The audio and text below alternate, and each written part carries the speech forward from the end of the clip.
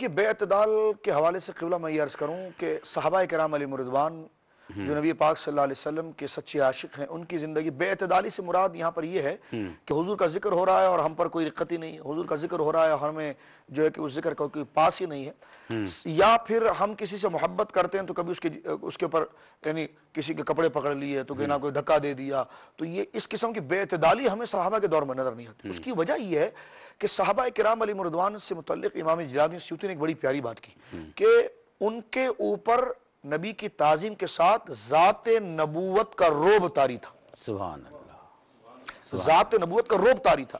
رعب جو ہے، ذات کا رعب جو ہے، یہ تعظیم کے لگام ہے۔ آپ جس سے محبت کرتے ہیں، اگر اس ذات کا رعب آپ پر طاری ہوگا تو تعظیم جس خوبصورتی سے ہوگی وہ پھر قابل رشک ہوگی، اور اگر جس ذات کا کوئی رعب ہی آپ پر نہیں ہے تو وہ تعظیم بڑی بے ڈھنگی ہوا کرے گی۔ صحابہ کرام علیہم رضوان پر ذات کا رعب اس قدر طاری تھا، حضرت برہ بن عازب کہتے ہیں کہ میرے دل میں ایک دفعہ خیال پیدا ہوا کہ میں حضور کی بارگاہ میں حاضر ہو کر سوال پہنچوں۔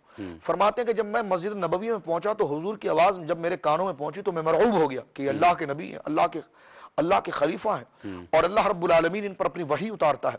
تو فرمایا اس خیال نے، تصور نبوت نے اور رعب نبوت نے میرے دل کو مرعوب کر دیا، اور فرمایا میں خاموشی سے بیٹھ گیا۔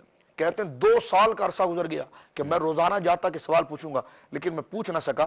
ایک دن میرے آقا نے خود کرم فرمایا کہ برہ تو مجھ سے کچھ پوچھنا چاہتا ہے، مجھ سے سوال کر لے۔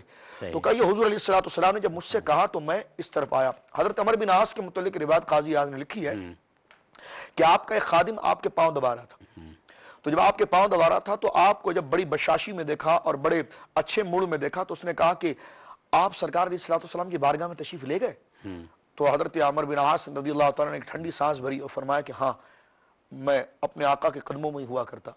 تو پھر سوال کیا، غلام نے دیکھا کہ جب میرے آقا نے اتنا اچھا جواب دیا تو غلام پھر ایک سوال کرنے لگا آپ کتنی دفعہ رسول اللہ کی بارگاہ میں گئے صلی اللہ علیہ وسلم؟ تو کہنے لگے کہ مجھے نہیں یاد کہ میں سرکار کی بارگاہ میں کتنی دفعہ گیا۔ فرمایا تو ہم تو صبح نہ شام جب دل ہوا سرکار کی بارگاہ میں حاضر ہو گئے۔ اب وہ تیسرا سوال کیا کرتا ہے، وہ کہتا ہے ذرا مجھے یہ بتائیے کہ سرکار علیہ السلام کے خد و خال شریف کیسے تھے اور سرکار علیہ السلام کا چہرہ منور کیسا تھا؟ اس وقت حضرت عمر بن عاص پر ایک کیفیت طاری ہو گئی۔ آپ نے اپنے غلام سے کہا کہ مجھ سے دور ہو جا۔ فرمایا تو نے مجھ سے پوچھنے کی جرت کیسی کی کہ تو نے مجھ سے کہا کہ سید عالم صلی اللہ علیہ وسلم کے خد و خال شریف کیسے تھے؟ فرمایا سن، گیا تو میں اتنی دفعہ ہوں کہ مجھے نہیں پتا، لیکن کبھی مجھ میں جرت نہیں ہوئی کہ قدموں سے نظر اٹھا کر آپ کے چہرے کو دیکھ سکوں۔ سبحان اللہ۔ ایک کالر کو شامل کرتے ہیں۔ السلام